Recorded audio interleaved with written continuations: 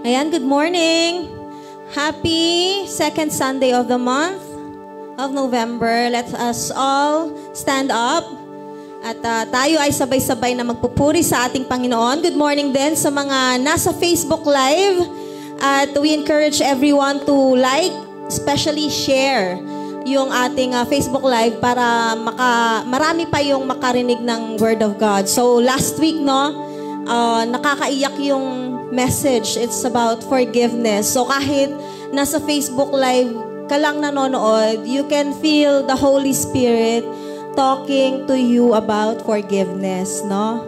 May mga bagay na mahirap patawarin pero kailangang patawarin because we need to act according to the will and wisdom of God para mapagtagumpayan natin yung mga ganong klaseng struggles. So, kung ano man yan, kung meron man yan or kung ano man yan na nararamdaman mo ngayon, let us all surrender it to God. Amen? Hallelujah. Tayo ay sabay-sabay na magpupuri at let us desire na ma-bless natin ang ating Panginoon na let our worship today be that pleasure to the Lord para naman hindi lang siya yung nagbe-bless sa atin. Let us desire to bless Him as well because He deserves all the praises, all the honor, and all the glory that we can give. Amen. Hallelujah. Amen. Let us all sing in Jesus' name.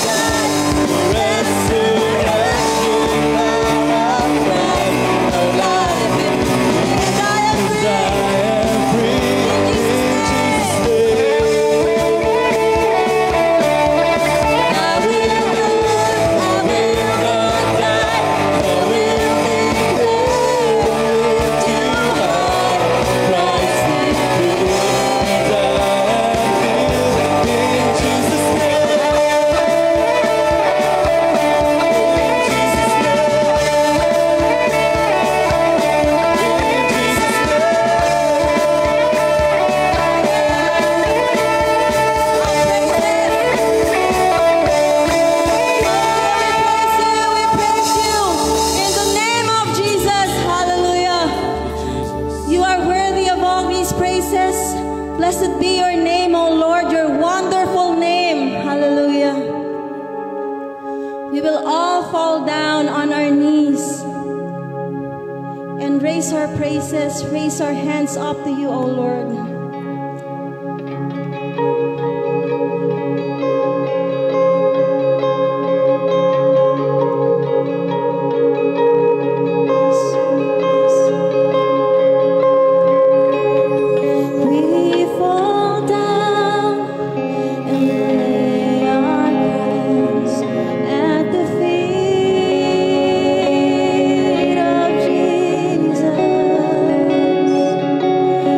Great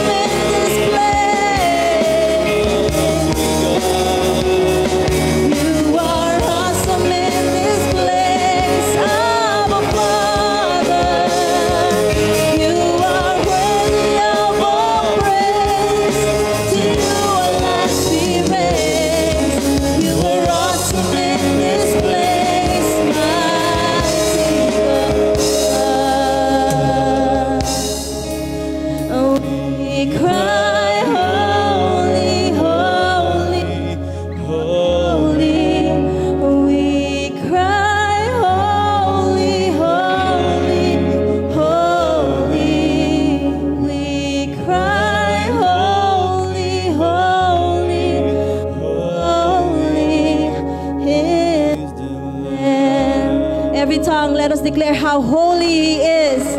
We cry. Come on, raise your voices. You are singing it to our Almighty God.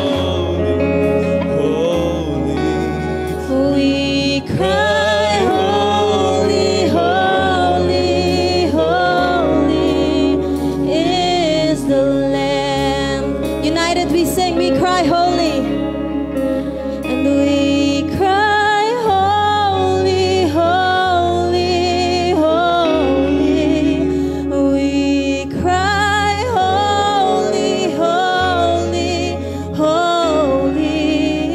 We cry, holy, holy, holy is the Lamb.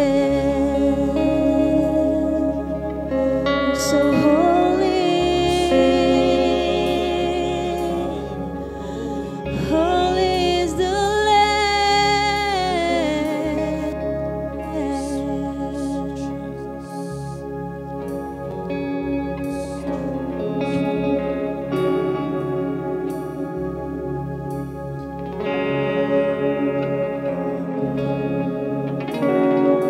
Lord,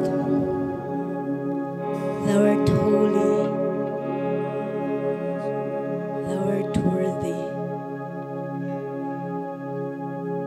You never change. Your holiness is forever the same. Yesterday, today, and forever. May we be able to give you due respect, O God, as you are holy. Help us to aim for holiness because you are holy.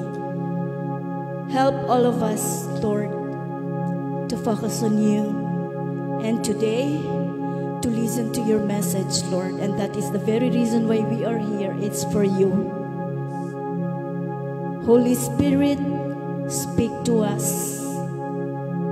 Thank you for giving us the message to prepare our souls for you. We bring you all the glory and honor. In the name of Jesus, everybody say amen. Praise God.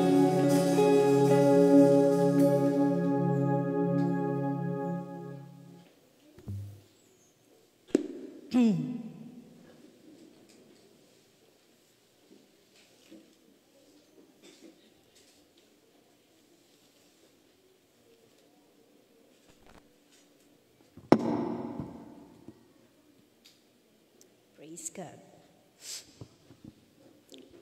Sa isang lugar po na napakalayo, hindi lang po lugar na from the upper or northern or the utmost southern part of the Philippines, kundi nangyari ito sa ibang bansa. Ano po?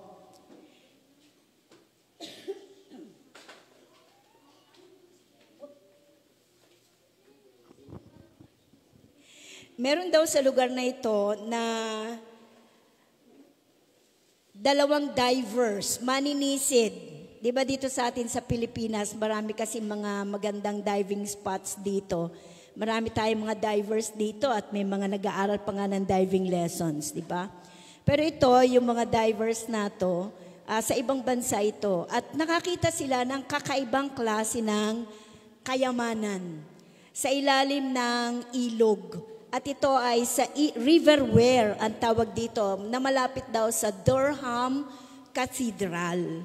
So malapit sa isang napakalaking simbahan. Nakakita sila dito ng mga maraming coins. Tapos may mga gold medals. Possibly yung mga coins na yan ay mga gold. Diba? At saka, o di kaya mga bronze, mga ganyan. Yan kasi yung halo ng coins kahit natin dito sa Pilipinas eh. But possibly it is more of gold coins than gold medals, saka mga relics ng mga religious objects. Yun yung nakita nila doon sa treasury na yan. And then, sabi nila, sino kaya may-ari nito? until finally they found out na ang may-ari pala noon ay isang lalaking nagngangalang Michael Ramsey. Taong simbahan siya. Sa kanya itong mga gold coins na to, medals and other archaeological na mga bagay. Tapos sabi nila, anong dahilan? Paano napunta yun doon? Kung siya ang may-ari, kung si Ramsey ang may-ari nito, bakit ito nasa ilalim ng ilog? So nagkaroon ng maraming haka-haka. Sabi nung ilan, ang isinasuggest nila, palagay ko yung kayamanan na yan may nagnakaw. Ninakaw nila kay Ramsey, tapos nung mahuhuli na sila, para walang pruweba na nagnakaw sila, ibinato nila dyan sa ilog. Kasi ang pinagkakitaan lang is malapit lang doon sa kinalulugaran na kung saan naglilingkod si Ramsey. So dyan lang, siguro parang katapat lang or somewhere lumayo ng konti, basta malapit. Kaya sabi nila, palagay ko nung mahuhuli na, tinapon nila yan, ninakaw yan sa kanya. That is one. Pangalawa namang reason ay siguro yan, itinapon ni Ramsey dyan para offering niya yan sa mga tao ng Durham. Sabi nilang ganon. At yung pangatlo naman na suggestion, nung isang diver, sabi niya, ako, ang iniisip ko, itinapon ni Ramsey yan dyan kasi hindi naman niya yan madadala sa kanyang kamatayan. Kahit naman tayo, kahit anong bagay at pag-aari na meron tayo, di naman natin yung madadala hanggang kamatayan. Diba? Kahit pa nga minsan yung iba ang ginagawa, nagpapabaon ng 100 o kung 500, lalagay sa kamay, pag ililibing na yung tao, kinukuha nila yung 500 Hindi pa rin nadadala hanggang libingan o hanggang hukay. Wala tayong kahit anong dadalin. Kaya nga sabi ni Job, naked I came from my mother's womb, and naked I will go back to my Father who created me. Sabi niyang ganon, to the Father in heaven. So, iyon yung pangatlo na most possibly ay pinaniniwalaan at tinake ng marami. Na itinapon or ibinato ni Ramsey yon doon nung malapit na siya, yung alam niyang mamamatay na siya. Because of the thinking na wala akong madadala na kahit ano. Ito ay isang symbolical portrayal or a symbolical statement for Ramsey. Para niyang gustong ipahayag sa mga taong makakaalam na kahit anumang meron ako sa lupang ibabaw, hindi ko madadala hanggang aking kamatayan. So yun yung ibig niyang sabihin doon. It is so symbolic na kahit ano pa nga ay hindi natin madadala. Ang tanging madadala lamang po natin, mga kapatid, pag tayo namatay, na uri ng kayamanan is the kayamanan or the treasure that we laid up in heaven. That is the only thing that we can bring as we die. Except for that, wala na. Kahit anong material possession na meron po tayo. Ngayon, dito po, makikita natin dito, ito ay malaking challenge. A challenge of that question, where do you lay your treasure? Saan mo ba dinadala ang kayamanan na meron ka? O saan mo, ano ang pinaglalagakan mo ng kayamanang meron ka? Malaking challenge ito na sinagot ng Panginoong Jesus doon sa mga taong nagtatanong sa Kanya because in front of 1,000 of people, nagsalita si Jesus Christ in a parable. At gusto niyang ipaliwanag sa mga tao yung essential ng paglalagak ng kayamanan. Gaano kaimportante na malaman natin yung sagot sa tanong na, where do you lay your treasure? Saan mo inilalagak? Saan mo ginagamit ang kayamanang meron ka or whatever that you have? So, I want us to read Luke chapter 12 verses 13 to 14. Akin pong, basahin ko na lamang po dito yon sa Tagalog, ano po? Kayo po siguro may mga English version kayo. Tapos mamaya as we discuss, babasahin ko siya, ay ano ko sa inyo sa English. Sabi po ng Luke 12, at sinabi sa kanya ng isa sa karamihan, Guro, iutos mo nga po sa aking kapatid na bahaginan ako ng mana. Datapot sinabi niya sa kanya, Lalaki, sino ang gumawa sa aking hukom o tagapamahagi sa inyo? At sinabi niya sa kanila, Mangagmasid kayo. In English, take care. Mangagbasid kayo at kayo'y mangag-ingat sa lahat ng kasakiman. Sapagkat ang buhay ng tao ay hindi sa kasaganaan ng mga bagay na tinatangkilik niya. At nagsaysay siya sa kanila ng isang talinhaga o parable na sinasabi, ang lupa ng isang taong mayaman ay namumunga ng sagana. At iniisip niya sa sarili na sinasabi, ano ang gagawin ko sapagkat wala akong mapaglalagyan ng aking mga inaning bunga?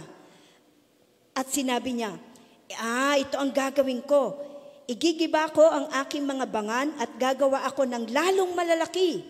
At doon ko ilalagay ang lahat ng aking butil at aking mga pag-aari. At sasabihin ko sa aking kaluluwa, Hoy, kaluluwa, marami ka ng pag-aaring nakakamalig para sa maraming taon. Magpahingalay ka, kumain ka, uminom ka at matuwa ka. Datapot sinabi sa kanya ng Diyos, Ikaw nahaling, hihingin sa iyo sa gabing ito ang iyong kaluluwa at ang mga bagay na inihanda mo ay mapapakanino kaya? Gayon nga, ang nagpapakayaman sa ganang kanyang sarili at hindi mayaman sa Diyos. At sinabi niya sa kanyang mga alagad, Kaya nga, sinasabi ko sa inyo, huwag kayong mga balisa sa inyong pamumuhay kung ano ang inyong kakanin, kahit sa inyong katawan, kung ano ang inyong daramtin, sapagkat ang mga bahay ay higit pa sa pagkain at ang katawan ay kaysa sa damit. Wariin ninyo ang mga uwak na hindi sila nangaghahasik ni nagsisigapas man, na walang bangan ni kamalig, at sila'y pinakakain ng Diyos. Gaano ang kaigtan ng kahalagahan ninyo kaysa sa mga ibon? At sino sa inyo ang sa pagkabalisa ay makapagdaragdag ng isang siko sa sukat ng kanyang buhay?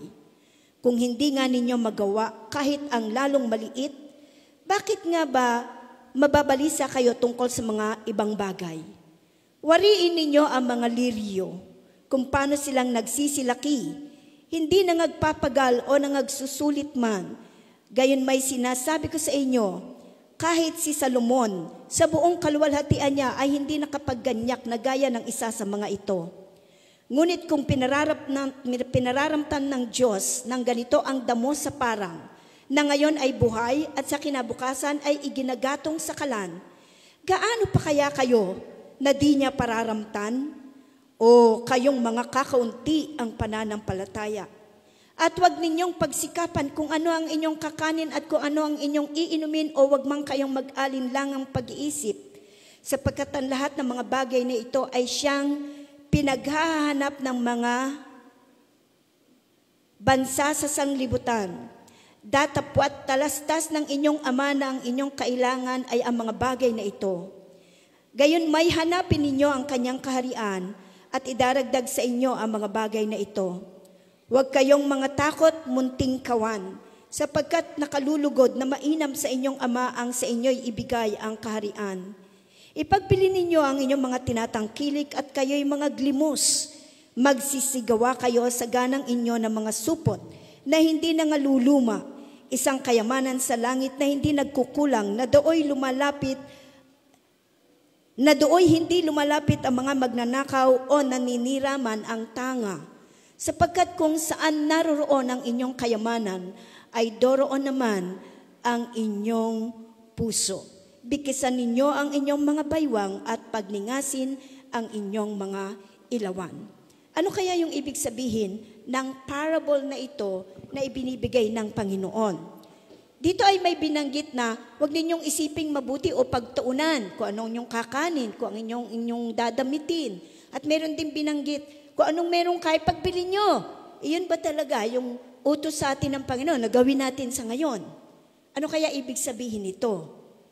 Pagka ang pinag-uusapan natin ay ang kayamanan, anumang bagay na meron tayo, ano ang gustong ipahiwatig ng ating Panginoon?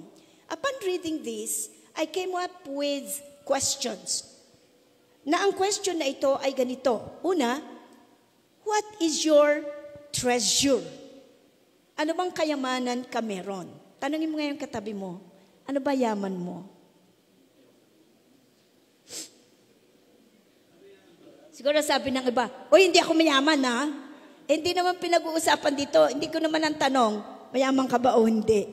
Ang tanong, ano ba ang yaman mo? So ibig sabihin, kahit tayo na siguro yung pinakasimpleng tao sa mundo, meron tayong taglay na kayamanan. Hindi pwedeng wala eh. O mamaya, alamin natin, tignan natin. Pangalawang tanong, where do you lay your treasure? Ang ibig sabihin ng tanong na yan, saan mo inilalaan? Saan mo iniimbak? Saan mo inilalagay? Saan mo ginagamit? Anong pinatutunguhan ng mga bagay na meron ka? O ng yaman na meron ka? Si Jesus, nagsalita siya ng isang parable doon sa mga taong karap niya. Kasi, tinanong siya ng isang lalaki. Actually, hindi tanong parang may pinagagawa sa kanya. May mungkahi. May ninanais, may hinihiling yung lalaking yun sa kanya. Kaya sumagot si Jesus sa kanya. At yung sagot ni Jesus, hindi para lang dun sa lalaking yon. Actually, ang sagot ni Jesus ay para dun sa marami na nandoon. Sabi ng tanong niya sa verse 13, Teacher, yung binasa ko kanina sa Tagalog, no? Tell my brother to divide the inheritance with me. Sabihin mo nga po sa kapatid ko, hatiin na yung mana. Maghati na kami sa mana. But he said to him, Man, who made me a judge or arbitrator over you? Tapos sagot niya ng verse 15, Take care and be on your guard against all covetousness, for one's life does not consist in the abundance of his possession. So pansinin natin, yung sagot na ibinigay ng Panginoong Jesus dito sa lalaki. Sabi niya, hatiin mo na nga po yung mana namin. Sabi niya ganon. Kasi ano yun kung mana, pwedeng lupa, pwedeng bahay, pwedeng mga bakahan. Sabi mo nga po, hatiin na. Yung sagot ni Jesus sa kanya na, take care. Na hindi lang para sa kanya, kundi para sa lahat, ay nangangahulugan na may na-discern si Jesus. May na-discern siya. Meron siyang naramdaman, nakita, at naobserbahan sa puso ng mga taong nandoon. At hindi lang yung mensaheng ito at sagot ni Jesus ay hindi lang pang kanila noon. Hanggang ngayon, kasama tayo doon. At dahil sa sagot na yon ng Panginoong Yesus, sabi niya, mag-ingat kayo, magsipagbantay kayo, sapagkat hindi lamang nasusukat ang kayaman, ang buhay ng tao sa kung anong meron siya. Again, this answer is because Jesus had observed and discerned what kind of heart the people in front of Him have. Anong puso ng mga taong kaharap niya when it comes to material possession? Are we clear po doon? Na-discern niya yon, nakita niya yon. Kaya imbis na, bagamat sinagot sila ni Jesus na, bakit ginagawa, ako ba'y hukom? Ako ba'y tagapagbahagi ng mana?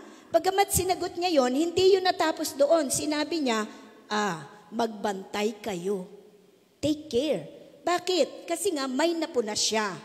Sa harap ng bawat isa sa atin ngayon, o tayong nakaharap, sa presensya ng ating Panginoon ngayon, kapag tayo tinignan ng ating Panginoon, ngayon, at this very moment, ano kaya ang madidiscern?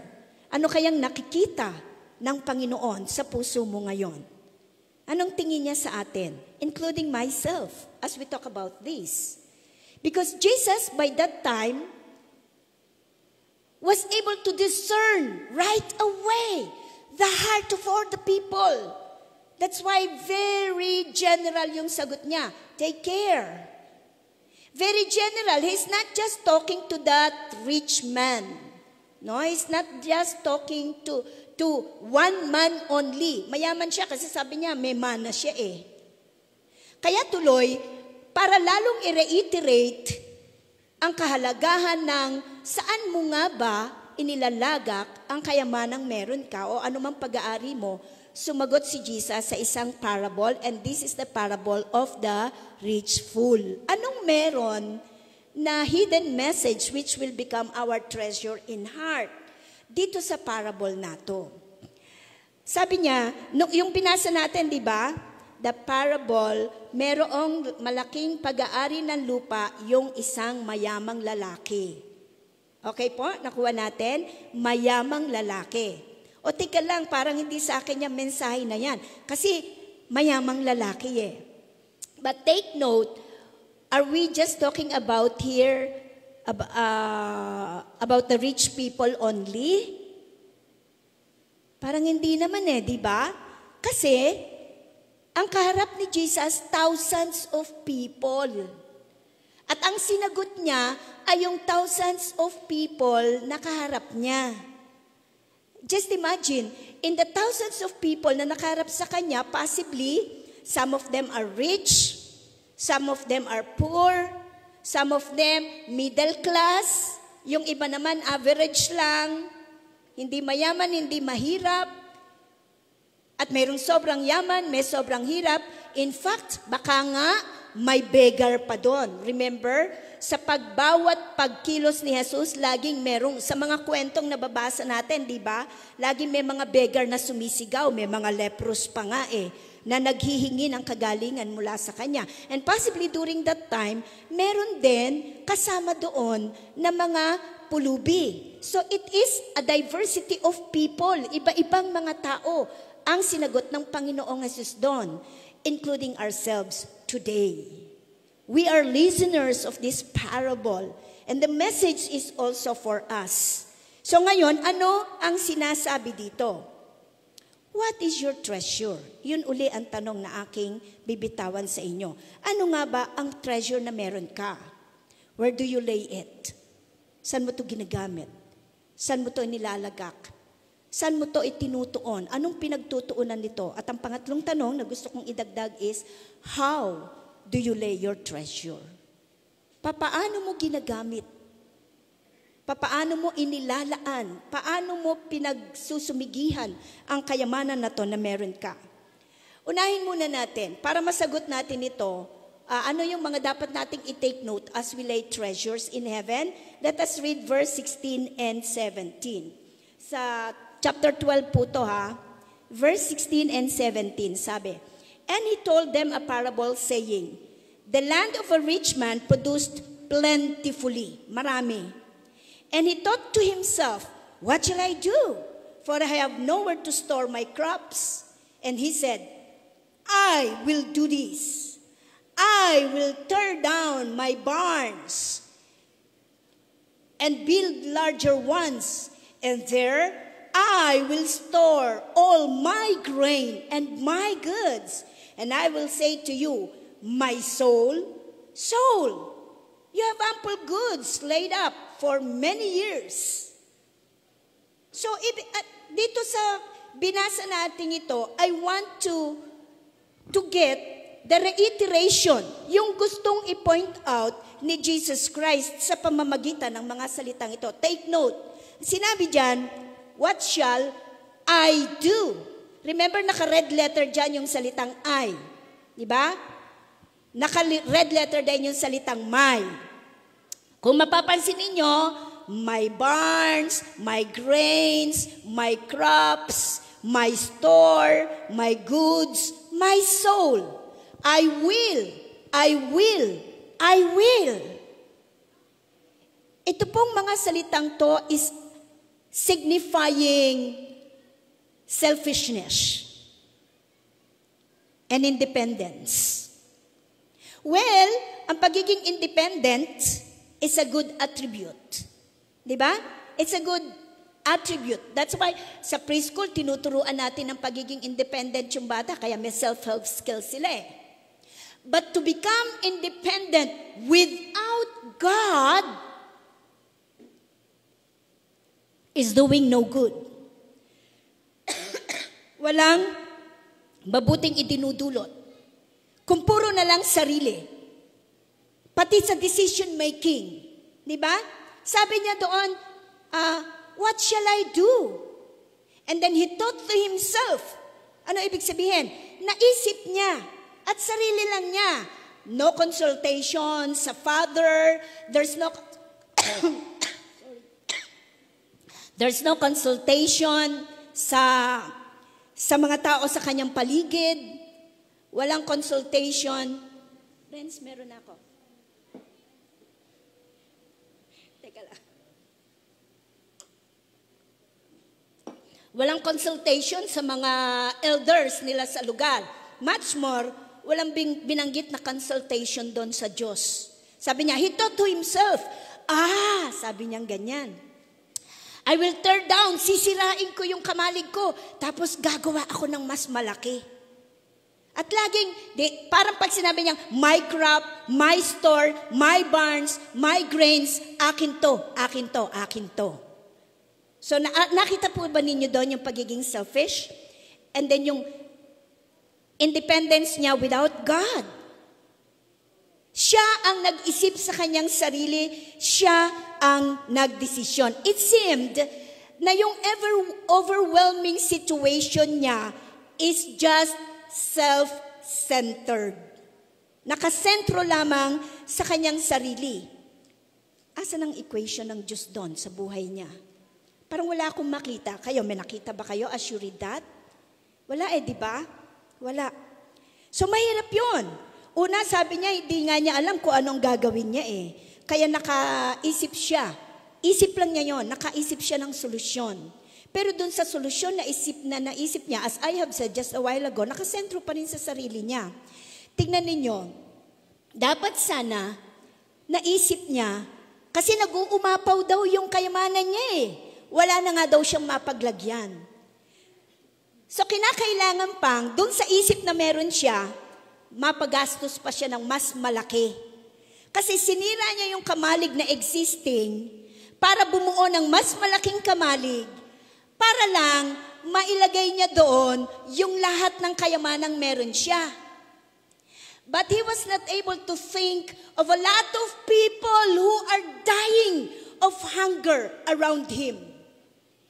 He did not thought of that. He did not think of that. Hindi niya naisip ang mga mahihirap na tao sa kanyang paligid, hindi with that kind of grains and crops that he has. Hindi niya naisip na maraming bibig ng mga kabataan, ng mga batang maliliit, ang possibly ay naghahanap ng makakain. They are starving to death. Hindi niya rin naisip ang kalalagayan ng mga widow, yung mga wala ng asawang mag-aasikaso sa kanila. Pero ang concern niya, paano ko iimbakin? Paano ko itatabi lahat ng mga pagkain kong ito? Paano ko ito pagkakasyahin? Maliit na, hindi na magkasya. Hindi man lang niya naisip, sobrang umaapaw, ipamahagi sa iba. Wala. It is just all himself. Laging sarili lang. It is selfishness. Remember, Jesus is trying to point out, dito sa pamamagitan ng parable na ito, ng rich fool, dito sa mga salitang sinabi niya, I will, my barn, my crops, Jesus is trying to let us think about it. Lay up, number one, lay up your treasures selflessly. That is number one. Lay up treasures selflessly. Ang verse natin dyan, verses 16 and 18. Sabi nga ni J.R. Miller.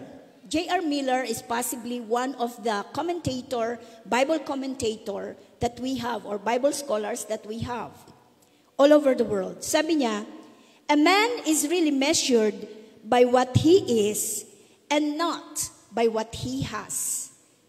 Which is so biblical sa sinabi niyang to dahil binanggit na ni Jesus. Nasusukat ang sino mang tao sa kung sino talaga siya at hindi sa kung ano ang meron siya. Okay po ba? Ito ba nakikita nyo sa inyong paligid? O wag na tayong lumabas. When you are inside your family, nakikita nyo ba ito? Nasusukat ang tunay na pagkatao ng sino man.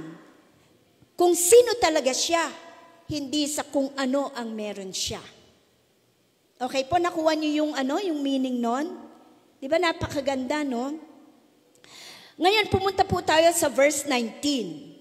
Sabi ng verse 19, and I will say to my soul, basahin ko po dito, and I will say to my soul, soul, you have ample goods laid up for many years. Ang dami mong naipon para sa maraming taon na darating pa sa iyong buhay.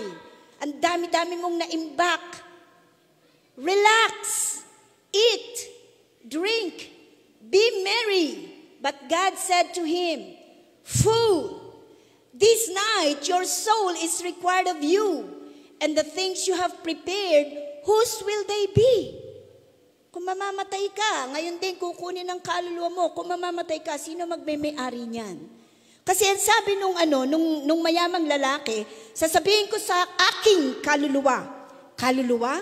Pati kaluluwa niya hindi niya in-honor or in-acknowledge that he has God or God is his creator and God is the owner of everything, including his soul. Ganito niya kausapin ang kanyang kaluluwa. Soul, you have ample goods. Ang dami-dami mo na imbak. Kahit dumating pa ang maraming taon ng iyong buhay, marami ka pa ring pag-aari, marami ka pa ring makakain. So, ang gawin mo na lang, mag-relax. No, sabi niya ganon, eat, drink, and be merry. Alam niyo ba that a lot of people today, yung nag-accumulate, a lot of people accumulating large amount of money are having the same attitude. Para nagkakaroon ng parehong ganyang attitude. O sabihin natin na meron din naman iba, hindi large amount of money. Sa iba naman, kumita lang ng kaunti. Kaunti na nga lang ang kinita. Saan pa napupunta? Eating, drinking. Oy, sumweldo ako ngayon. Libre kita. Di ba? O yung iba naman, ang lakas mambus ka. Uy, bagong sweldo ka ngayon. Bekenemen. Di ba? Iyon naman yung nila. Uy, birthday mo ngayon Yung mga pahaging na ganyan, yung kumita lang ng konti, magkaroon lang ng okasyon na konti, parang yung attitude ng richful, parang ganun. Sa panahon natin ngayon, napapansin nyo ba yan? And some others, for those who are accumulating, lalo na siguro yung kumikita ng napakalaki. Anyway, sabi nila, marami naman akong pera. Oh, di ba? May kailan tulad ba sa nangyayari sa paligid natin ngayon? Marami naman akong ari-arian. Ang laki kaya ng amount ng credit card ko. O, di sige. Ano yung tinatawag? Swipe ng swipe. Hanggang hindi na malayan.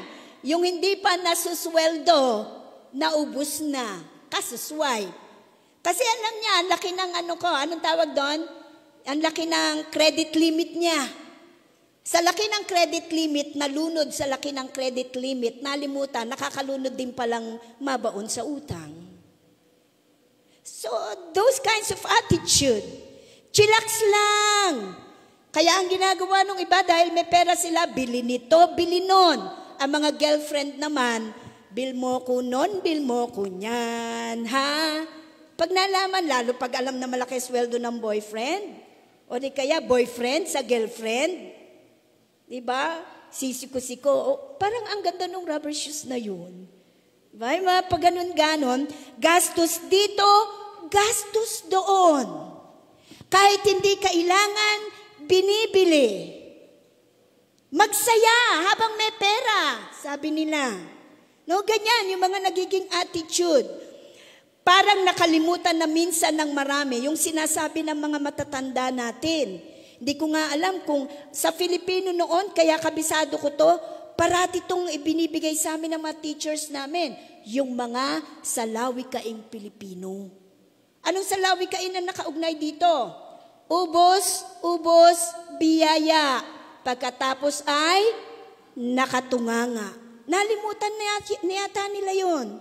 Basta nagkaroon, labas. Basta nagkaroon, kapit tayo.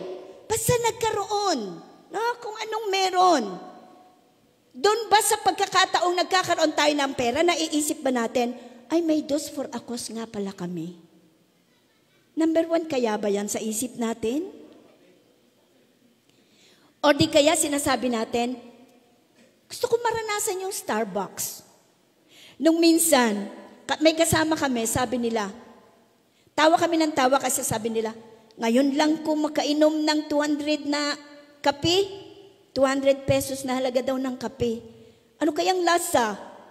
Tapos sabi niya, naku siguro wala akong pabayaan na drop man lang ng kape na ito. Hurot ito, mahurot ko, kailangan to. Maubos daw niya, kailangan yun. Kasi ang amount, 200 pesos. Naalala ko nga nun first time na sumakay kami na eroplano, sabi ko kay Ate Lodit, sabi na Ate Lodit, gusto mong kape? Sabi ko, oo.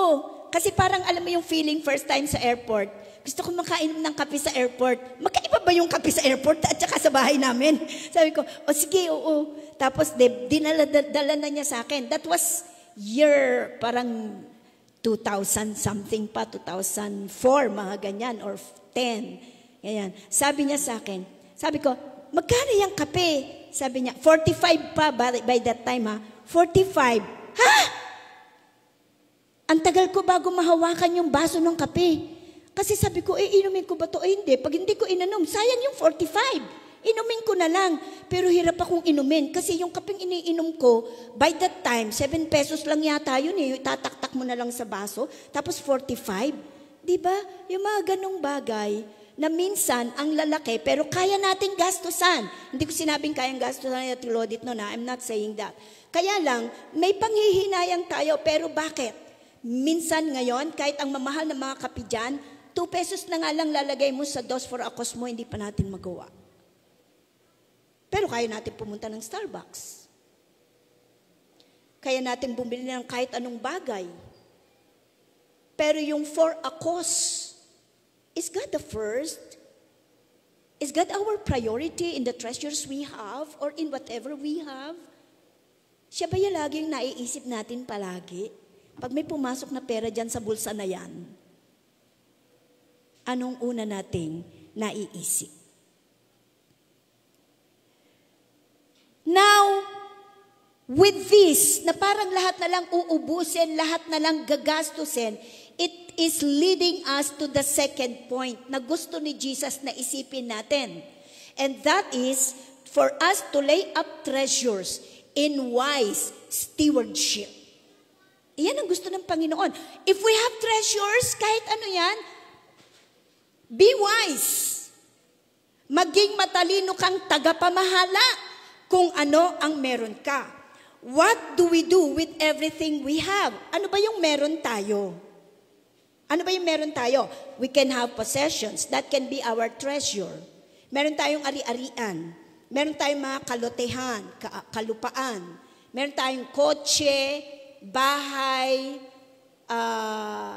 meron tayong mga alahas. Ano pa po ba? Meron tayong pustiso. Ginto, may ginto yun. Diba? Meron tayong mga gintong hikaw, pero ito hindi ito ginto. Pero meron tayong mga gintong bracelet, gintong relo, whatsoever. At di lang yon ang treasures na maituturing natin. Your talents can also be your treasure. Your giftings. Ano yung skills mo na the best ka? That can be your treasure. Ano pa? Even your money, yung pera natin. businesses that we have, kahit simpleng business yan, to a very, very big business, kind of business, that is also your treasure. And also your jobs, yung mga trabaho natin, yung mga pinagkakakitaan natin, whatever the resources are, pwede nating treasure yan. Do you know that even your time can be your treasure? Panahon mo, that is also a treasure. Kanino natin to nilelay up? Saan natin to ginagamit? Saan natin finofocus ang ating mga panahon? And even the life that we have, it is a treasure. Sabi nga ng iba, kahit hindi kami mayaman, kahit nalalus na lahat ang aming mga ari-arian, basta buhay kami. Bakit nila sinasabing ganon? Because for them, the life that they have is a great treasure. The breath that we have is a blessing. It's a treasure from God. Kanino mo to ginagamit? Paano mo to inilalaan? Para saan mo to ginagamit? Well, sa buhay, hindi masamang mangarap. Tama po ba? Hindi masamang mangarap na magkaroon ka nito, magkaroon ka ng ganon. Pero sa kung anong meron ka, ang tanong, are we becoming good stewards of it? Kung anong meron, katulad ng mga nabanggit natin kanina, time, money, businesses, everything, nagagamit ba natin ito ng tama? Nagagamit ba natin ito ng tama? Hindi ba kumakaway-kaway ang korupsyon diyan? At sinasabing, mas malaki kita mo pag ganito ginawa mo. So whatever we have, are we good stewards of it? Makabuluhan ba ang pinakakapuntahan at pinagkakagastusan ng mga yaman na meron tayo? Sino nga ba magmay-ari ng mga yaman na yan kung mamatay tayo? Well, possibly, kung mga magulang ang namamatay, pinapasa yon sa mga anak. Di ba? Pwedeng ipamana. Pero kung paano, kung lahat ng magmamanay, wala na rin. Sino nga ba magmay-ari? Meron akong kakilala, sa Amerika pala, pag wala kang kamag-anak, wala kang anak, yung mga malayo mong kamag-anak, hindi pwedeng magmana ng kung anong meron ka. Whatever you will leave when you die, it will all go to the government. Okay? So, well, that's life there in America. Whatever it is, whether it be that way or dito sa atin, sa ating pamamaraan, sino nga ba makikinabang? Paano kung wala na kahit sino makinabang? At kung meron mang makikinabang, magagamit pa rin ba ng tama? Magiging maayos pa rin ba na magiging steward sila ng kung anong meron sila o tayo na iniwan? Pero kung habang nabubuhay tayo, ito ang challenge sa atin. Better use them wisely today. Do not wait for tomorrow. Kasi baka pag naiwan na natin yan sa mundo, we do not know kung magagamit pa yan ng maayos. Why not use what you have today wisely? Gamitin mo para sa iba. Gamitin mo para sa pamilya mo, para sa nangangailangan. And of course, gamitin mo para sa Diyos. That is the wisest investment that a person could ever have. To invest in the kingdom of God. Because it points us to the third pondering moment. Sabi ng pangatlo, lay up treasures in heaven. Lay up treasures in heaven. Let us not lay treasures for ourselves alone. Kasi kung ang paglalagak daw natin ng kayamanan ay nakatuon lang sa ating sarili, ang tawag sa atin, poor. We are not rich towards God. We are not rich towards God. At anong ibig sabihin ng not rich towards God? Ibig sabihin, if a person is not rich towards God, meron siyang poor relationship with God. Yung relasyon niya sa Diyos hindi maigi. Ito ngang the parable of the rich fool di ba? Wala sa equation ng buhay niya ang Diyos. So he's poor in his relationship with God. Kasi if our relationship with God is very rich, hindi problema sa atin yung salitang lay up your treasures in heaven. Isang basa lang, alam na natin kung ano ibig sabihin. But if we are not rich towards God, even our understanding, yung ating pag-unawa, yung ating pag-intindi tungkol sa kalooban ng Diyos, very poor din. Sabi sa Bisaya, gagmay, maliit. No po? Very small. At pag ang isang tao daw is not rich towards God, ibig sabihin, doubting is higher than believing. Ito yung kanyang stage ng paniniwala, ito yung doubt. Mas mataas because that person is not rich towards God. Mas mataas yung doubt kesa sa believing. So paano mo ma-overcome ang lahat sa buhay natin pag mas malaki, mas malamang ang hindi tayo naniniwala, tayo nag-aalinlangan, tayo nag-aalangan, marami tayong mga hang-up sa buhay. Kasi hindi tayo nagtitiwala sa Diyos. Unstable, kahit ang decision making, unstable. Ang priority niya malabo, it is blurred. Hindi niya malaman kung pagka nagkaroon ng pera siya sa kanyang wallet, sa kanyang bulsa, sa kanyang ATM, kahit sa credit card niya o sa kanyang debit card, hindi niya maintindihan, ano bang priority ko? Because that person is not rich towards God. And if the person is not rich towards God, pwedeng second, third, or last choice na lang niya ang tungkol sa Diyos. Hindi niya talaga priority. Hindi siya nagsaserve sa Diyos. Ang sinaserve lang niya, sarili niya. And he has no time. If the person is not rich towards God, he has no time with God. Kausapin man sa umaga, gabi, kausapin man kahit nga lang sa pagkain, wala, hindi na naaalala si God. Naaalala lang kapag mayroong kailangan. So that person is not rich towards God. But the person who is rich towards God, hindi siya mapakali pag hindi niya nakakausap ang Diyos kahit pagod na siya. Well, Lord, pagod na ako. I am going to talk to you, pero Lord, pasensya ka na, hindi ko maibigay yung talagang oras, but I want to talk to you. Ganun siya ka-convicted. Bakit? Because that person is rich in his relationship with God. Pero if the person is not rich in her or his relationship with God, it doesn't matter for him or for her. Walay lang. Kahit hindi niya makausap ang Diyos, walay, hindi affected. Kahit halimbawa, yung parang, yung Bible reading niya, very, very scarce, wala lang. Hindi siya nako-convict. Why? Because the mind is too much busy with a lot of other things, not with God. And that person is not rich towards God. Para namang baka nag-judge ka na yan. No, I'm not judging. I'm just telling the truth. I'm just telling the truth.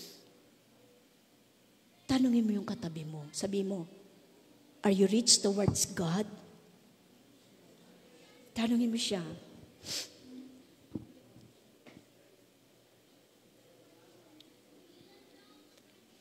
Sumagot ba?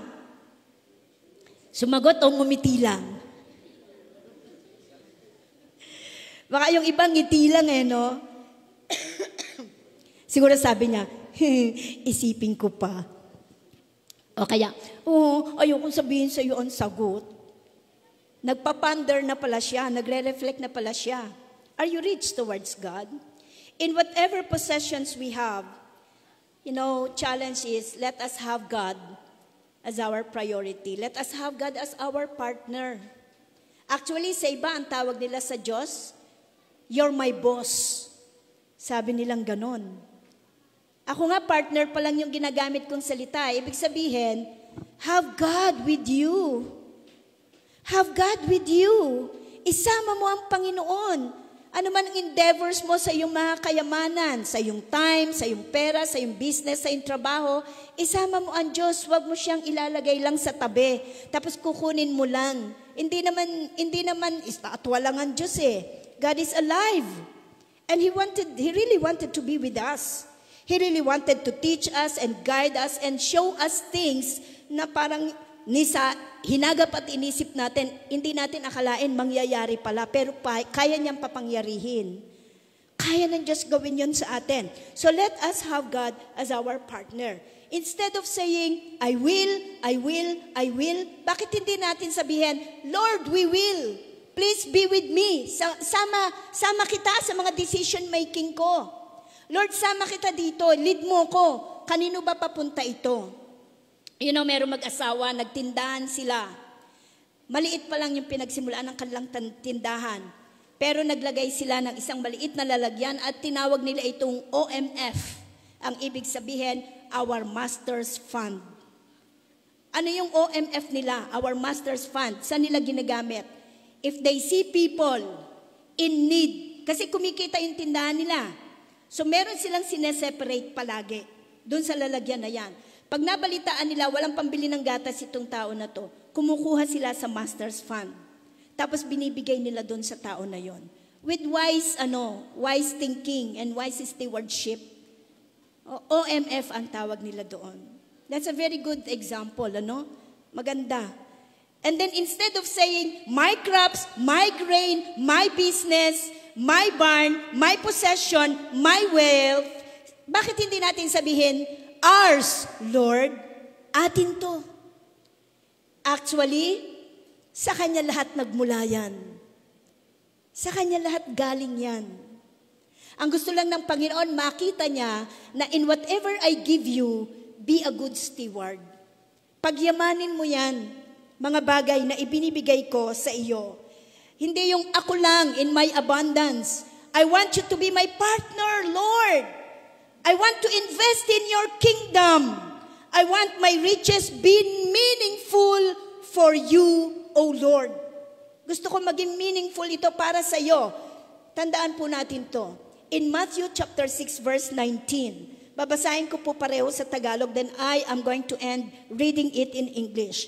In Matthew chapter 6 verse 19, ang sabi po dito, huwag kayong mangagtipon ng mga kayamanan sa lupa, na dito'y sumisira ang tanga at ang kalawang, at dito'y nanghuhukay at nagsisipagnakaw ang mga magnanakaw, kundi mangagtipon kayo ng mga kayamanan sa langit, na dooy hindi sumisira kahit ang tanga, kahit ang kalawang, at dooy hindi nanghuhukay at hindi nagsisipagnakaw ang mga magnanakaw, sapagkat kung saan naroon ang iyong kayamanan, doroon ang iyong puso. Sabi naman sa passage natin in Luke chapter 12 verse 33, ito naman ang sinasabi. Ipagbili ninyo ang mga tinatangkilik. Ito yung sinabi ko sa inyo kanina. Ang gusto ba talaga sabihin dito ni Jesus, oy, ipagbili mo yung kotse mo tapos tulungan mo yung iba. In our days now, when Jesus was telling this, He was telling this to a group of people na in diversity, as I have said, with the disciples. Parang this is an instruction of this Jesus to them na sinunod naman ng mga mananampalataya ng mga disciples in the early church. During the early church, ang ginagawa nila, they sell all their possessions. Binenta talaga nila. Pagkatapos, dinadala nila kay Peter. And then si Peter, dinidistribute ito sa lahat ng mga mananampalataya. Kaya equal sila. Walang makitang nangangailangan. Walang makitang sobrang angat sa buhay. Parang pantay-pantay lang. That is what they are doing. Pero during those times, meron pa rin pumasok na korupsyon. Natandaan niyo si Ananias at saka si Sapphira. Parating sa pera lang siya eh. Si Sapphira, kaya sabi niya, si Ananias tsaka si Sapphira, nagbenta din ng ari-arian, ng lupa. Pero hindi sila naging tapat. Dinala nila ang kuno ay napagbentahan sa paanan ni Peter. Pero ang Holy Spirit nagsalita na kay Peter, hindi totoo ang sinasabi nila. Kasi sabi ni Ananias, sabi ni Peter, ito ba talaga lahat ang napagbentahan? Sabi ni Ananias, oo Peter, lahat yan. Kaya sabi ni Peter, ngayon din titimbuang ka sa harapan ng Diyos. Tumimbuang nga, namatay yung si Ananias. Kasi hindi naman totoo sinabi niya. Dahil bago pa sila pumunta doon sa sinagoga, nag-usap na sila mag-asawa. May may kasunduan. Ito, kunyari ganito possibly or probably ganito ang sinabi nila. Ang pinagbentahan natin, yung mababa lang. Mahina kasi ako sa math 100,000. Hindi naman 100,000 dinala nila. Dinala nila 70,000. Tapos kinuha nila yung 30,000. Kaya sabi ni Peter, lahat na ba to? Opo. Umupo siya pero hindi. Kaya sabi niya, you are blaspheming against the Holy Spirit. Pumasok yung sumunod yung asawa. Nasa lubong niya, inilalabas yung asawa niya, nakatimbuwang na. Doon pa lang dapat mahintakot na, di ba? Pero hindi siya natakot. Pagtanong ni Peter, totoo bang ito lahat na pagbentahan ng iyong lupa? Opo. Kaya tumimbuwang din yung babae. We can never lie the Holy Spirit. Pag gusto mong ibigay sa Diyos, ibigay mo. Huwag mong pagkakaitan ng Panginoon. Huwag mong sasabihin, bibigay ko sa iyo to Lord. Tapos after a while, hindi mo ginagawa. O di kaya, in giving what we are supposed to give to our Lord, whether it be in tithes and in your offering, sa Panginoon yan lalo na yung tithes. Just give it back to the Lord. And you will see kung paano niya bubuksan ang durungawan at pintuan ng kalangitan para sa iyo. Huwag tayong magkait sa Diyos. Alam niya kung ano laman ng ating isipan at ng ating mga puso. Are we good? Are you getting the point, mga kapatid? Are we getting the point ng pinag-uusapan ng bawat isa sa atin?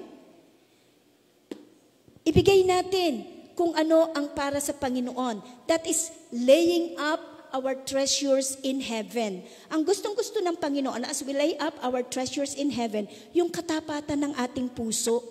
Kasi yung katapatan mo sa kung anong meron ka, hindi yan kayang sirain ng kalawang. Yan ang makakaya nating dalhin hanggang langit. Doing these things for other people, giving this for the cause of God's endeavors here on earth, habang nandito tayo sa lupang ito, for the cause of serving God, for the cause of the needs of the church, for the cause of the needs of other people around us, that is laying up treasures in heaven. Pero, babalik ko ulit dun sa sinabing ipagbili ipagbili mo ang lahat ng iyong ari-arian. Sinabi yan ni Jesus in prophesying or giving instruction for the first or the early church.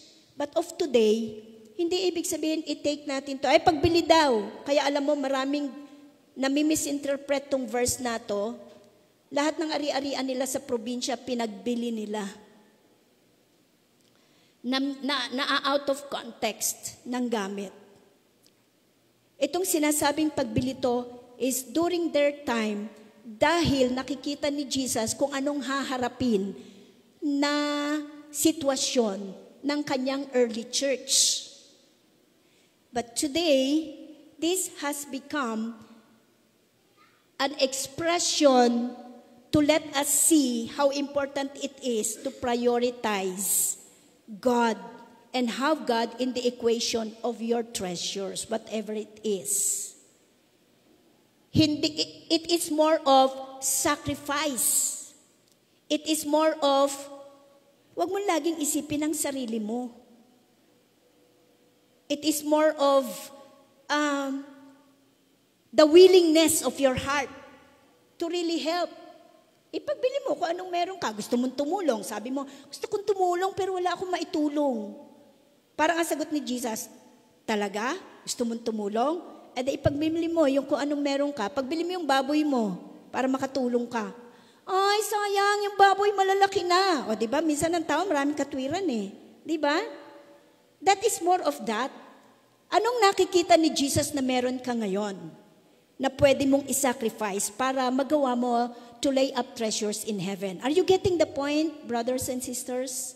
O, yun yung ibig sabihin nun. Sabi, ipagbili mo kung ano ang mga tinatangkilik at kayo'y mga glimos. Magsisagawa kayo sa ganang inyo ng mga supot na hindi nangaluluma. Isang kayamanan sa langit na hindi nagkukulang, na dooy hindi lumalapit ang magnanakaw o naniniraman ang tanga. Sapagkat kung saan naroroon ang iyong kayamanan, ay doroon naman ang inyong puso. Sa English, and I'm going to end in this. Matthew chapter 6 verse 19 downward. Do not lay up for yourselves treasures on earth, where moth and rust destroy, and where thieves break in and steal, but lay up for yourselves treasures in heaven, where neither moth nor rust destroys, and where thieves do not break in or steal. For where your treasure is, there your heart will be also.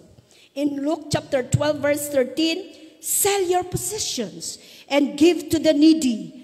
Provide yourselves with money bags that do not grow old, with a treasure in the heavens that does not fail, where no thief approaches and no moth destroys.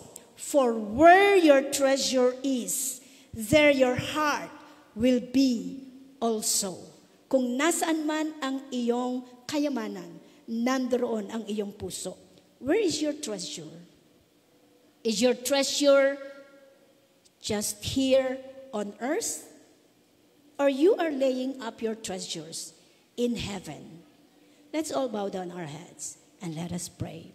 Heavenly Father, as we face you today, you can see our hearts. You can see the kind of readiness we have within. Nasaan nga ba ang aming kayamanan? Paano namin ito inilalaan, ginagamit? For where these treasures are, there our hearts be as well. Help us. In this message, we ask you to help us be more aware of whatever we have and how to use it for your glory. But of course, you help us manage everything in good stewardship so that people around us, especially the needy ones, and our family members, the immediate family members, will be feeling, mararamdaman nila kung ano ang abundance na binibigay mo sa bawat isa sa amin. Tulungan mo kami na hindi magdamot. Tulungan mo kami na maramdaman ang mga pangangailangan ng mga tao sa aming paligid. Tulungan mo kami na maging mabuting tagapag-ingat ng kayamanang binibigay mo sa amin. Most of all, help us to lay our treasures in heaven. In the name of the Father, the Son, and the Holy Spirit, we pray. Everybody say amen.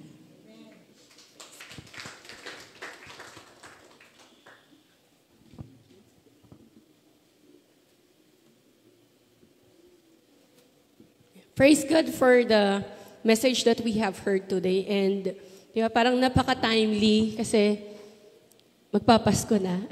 So, yun na naman yung sharing. Meron na naman yung sharing. So, paano ba tayo mag-share? Nag-share ba tayo? So, tayo ba yung pagdating ng Pasko is si hingi o si bigay? Yeah. And also, di ba, meron din tayong dos for a cause. So, parang naging siya sa atin, eye-opener na, ay, may dos for a cause pala. Kahit sa akin, naging eye-opener siya. So, ayun lang. And tayo ay dadako sa ating mga announcements. So, Sunday service for all churches is meron tayong online and face-to-face, 9 a.m. And sa youth fellowship naman is keep in touch to your youth leaders for the schedule. Pero dito sa Padilla is meron tayo later. So right after the service, meron po tayong youth fellowship. So wag muna kayo uuwi. And sa prayer meeting, Montalban and Pasig, Tuesday, 7:30 p.m. via Zoom or video call. Sa Kalawi, Saturday, 4 p.m. face-to-face. And dito sa Padilla, meron tayong prayer meeting every Wednesday, 7 p.m. face-to-face. And for children ministry, sa Kalawis and Pasig every Sunday during preaching time. And also sa atin dito sa Padilla is during preaching time.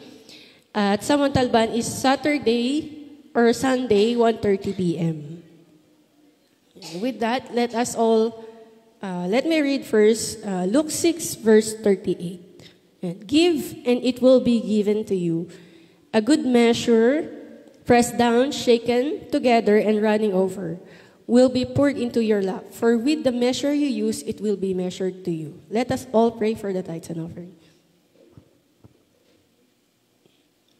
Dakilang Diyos na makapangyarihan sa lahat, we praise you and we give glory sa lahat ng aming mga kayamanan dito sa mundo, Lord. And we pray, Lord, yung sa aming tithes and offering is patuloy na kayo po yung maparangalan at patuloy na yung malilikom po is magamit namin to mission, Lord, and to reach out sa iba pa, Lord, na nangangailangan ng help, not just financially, also yung mga spiritual needs nila, Lord. At ganun din po, we pray for the church na patuloy niyo po na palaguin ito and we use it for the abundance of this church. We are giving back all the glory to you, Lord. In Jesus' name we pray, amen.